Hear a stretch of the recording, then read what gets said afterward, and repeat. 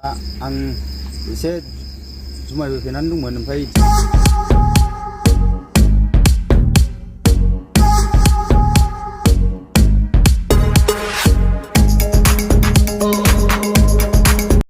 खुलुमबाय जों बे मा डिस्ट्रिक्ट मोनदों सातारा डिस्ट्रिक्ट बेवहाय दाखालि बावै जा घटना जालांदों गासिबो मिथिखायो जोंनि आसामाव थानाय आइ आफा बिदा फंबाय नोंथांमोननिसिम जोङो मोनसे मेसेज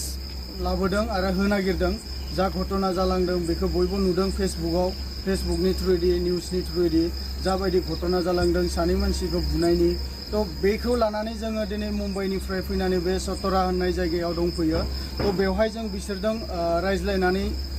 कमप्रमाइज खालामनानै थांनो नागिरदों तो बेयावनो आं बिथांमोनखौ फंनैसो बुंनो थाखाय होनो नागिरदों तो नोंथाङा फंनैसो बुंनानै हो मानि थाखाय बे जानायमोन आरो मा कारनाव नोंथाङा जाहाथे बिसोरखौ बुदोंमोन तो बे बाथ्राखौनो नोंथाङा रायजोफोरनो फोरमायनानै हो। खुलुमबाय आंनि नामा गपाल नार्जारी आं निसामारिनि आंनि गामिनि नामा रुपान्जलि आंनि बे रहित कम्पानियाव थायो महाराष्ट्र बेयाव सिजन मोनथाम जाबाय खामानि मावनाया दा आं एसे जुमायबो फेनानै दंमोन ओमफ्राय इथिंजाय बिसोरबो खारनायनि एसे बिदिनो दावराव दावसि जानानै माने आंबो बुफ्लांगारबाय माने दा आङो गासैबो रायजो राजा आइ आफा बिदा फंबाय जोंनि आसामनिफ्राय जिथु नायगिरि नोंथांमोन गासैबो रायजो राजानिफ्राय माने आं गोरोन्थिनि थाखाय निमाहाखौ बिहरनाय जाबाय आरो। खुलुमबाय आंनि नामा कनेश्वर नार्जारी आंनि माबाया जाहैबाय गामिया जाहैबाय सनापुर ओमफ्राय आं माने मानसि लाबोयो बिदिनो लाबोनानै आजि आं 7 बोसोर जाबाय माने जेबो माबा गैयामोन बेयाव माने देग्लायसो फार्स्ट बिदि जादों आरो बेयाव माने आंबो गैयामोन आंना रुमा एसे गोजानाव जायो बे जाथायखौ माने जेनेबा आंनावबो सोङालासिनो खालामनाय बायदि जादों ओमफ्राय जेनेबा आंनि रुमा एसे गोजान जायो 2 किल'मिटारसो गोजान जायो आरो आं थानाय जायगा जिथुनाखि कम्पानिनिफ्राय दा बेयाव माने आं बेखौनो बुंनो सानो जाहाथे उनावबो बेफोरबायदि दा खालामथों बे आंनि फंबाय जायो जेनेबा आंनि आफानि फंबायनि फिसाला बियो ओमफ्राय दा माने आं बेखौनो बुंनो सानदों दा गासैबो जेनेबा जोंनि आसामनि नायगिरि आइ आफा बिदा फंबाय गासिखौबो आं बुङो जे जेनेबा बेखौ आं खावलायहरो जाहाथे बेबायदि फेसबुकाव बा माबायाव इउटुबाव होनानै माबादोंमोन जाहाथे बेखौ दानफिनो होननानै आङो आसा खालामनाय थायो आरो जाहाथे बेबायदि गाज्रि कमेन्ट हरा होननानै आङो आसा खालामनाय थायो आरो रायजोफोरनिफ्राय। रायजो राजानि सिगाङाव जों आखाइ खबजबनानै जोंनि जाहोना ओरैबायदियाव जादों जों माने रुम चेन्ज खालामनायाव जोंनि जाथाया सोरनिबा गुबुननि मेगन नोजोराव जों गोलैफ्लांबाय भुल बुजियाव जोङो बुजानो गोनां जादों जोंनि सायाव निमाहा रोजा जों रायजोफोरनि सायाव खेमा बिनाय जाबाय। खुलुमबाय। चन्द्र बसुमतारी आंना माइब्रा बसुमतारी आंना बिकास मुसाहारि थानसु बसुमतारी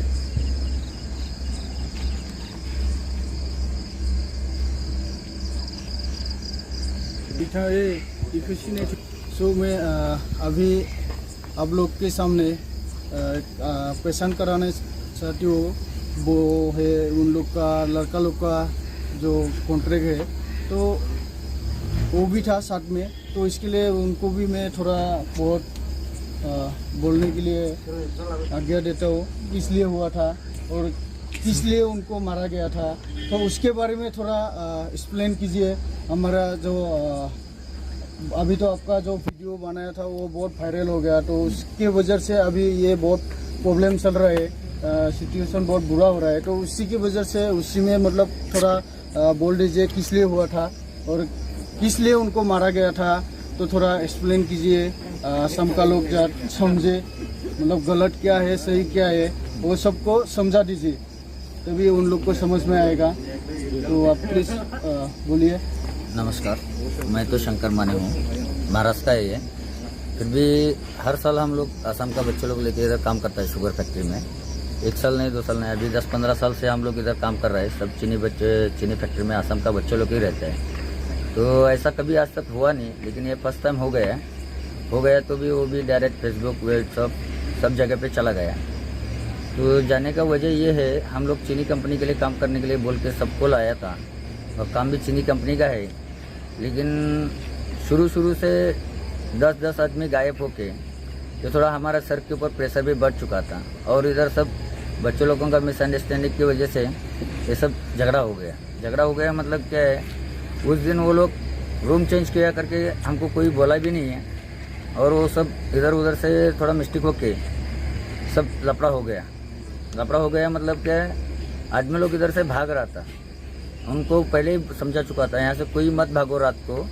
जो भी है बोल के आराम से जो भी है बातचीत करके जाओ, तुमको काम नहीं हो रहा है तो तुमको गांव भेज देगा, थोड़ा दिन काम करो उसके बाद में आपको गांव भेज देगा। ऐसा बोल के रखने के बावजूद भी बार आदमी भाग के गया यहाँ से, लगभग 35 आदमी के ऊपर भाग गया। काम का प्रेशर बहुत भारी बढ़ चुका था, उसी टेंशन की वजह से ये लोग भी इधर उधर से फ़ोन आके ये लोग भी जाने के प्लानिंग से ऐसा हो गया, ये झगड़ा हुआ। दोबारा ये झगड़ा नहीं होगा। जैसे मैं माफ़ी चाहता हूँ, हमको माफ़ कर दीजिए। जाबाय ना इसे के लाफा आं दा बे सार जायासैना खुलुमबाय। आं मुम्बाइ बर' ससाइटिनि जानानै दिनै कारात होननाय जायगा सातारा डिस्ट्रिक्ट महाराष्ट्रनि बे जायगायाव दंफैयो मुम्बाइनिफ्राय फैनानै। जाय जों मोनसे बे कम्पानियाव सेनि कम्पानि सुगार फेक्टरियाव मोनसे दंफैयो, जायाव जोंनि आसामनिनो मानसि दङ माखासे, बिथांमोना फैनानै बेयाव खामानि मावो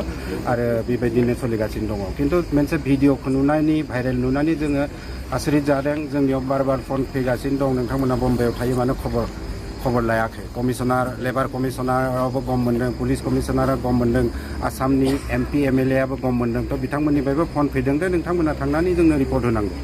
जुदि FIR होनांगौबा सोरबा पुलिस कमप्लेन होयोबा जों एक्सन लागोन। थ' नोंथांमोना थांनानै रिपर्टखौ लादो, जोंनि मानसियाबो बिपद जानाङा, कम्पानियाबो बन्द जानाङा, कन्ट्रेक्टराबो माने बिपद जानाङा। बेखायनो जों आसलखौ मिथिनो, रियेलिटिखौ मिथिनो फैदोंमोन। मिथिबाय, बिथां बुजाग्राफोरखौबो जों लोगो मोनबाय, बुग्राखौबो लोगो मोनबाय। जि भुल जाबाय जाना थांबाय, जाहाथे उनाव बेबायदि भुल जाया, मोजाङै मिलायलायना थायो। आरो बे भिडिअखौ जाय आपल'ड खालामदोंमोन बे बिराद गोरोन्थि मावदों। बियो माने स्रि लाखोमानानै बे भाइरेल खालामदों, जायनि थाखाय भुल बुजाबुजि जादोंमोन। गतिके जाहाथे उनाव भुल बुजाबुजि जाया, रायजोफोराबो एसे निमाहा होनांगौ बिथांमोननि सायाव, बुग्रानि सायावबो आरो बुजाग्राफोरजोंबो मोजाङै रायलायबाय, बिथांमोना मोजाङै सोलिलायथों, खामानि मावथों, बयबो फैथों मावथों, बयबो खामानि मावना जानांगौ, भुल बुजाबुजि जानाङा। जायोब्ला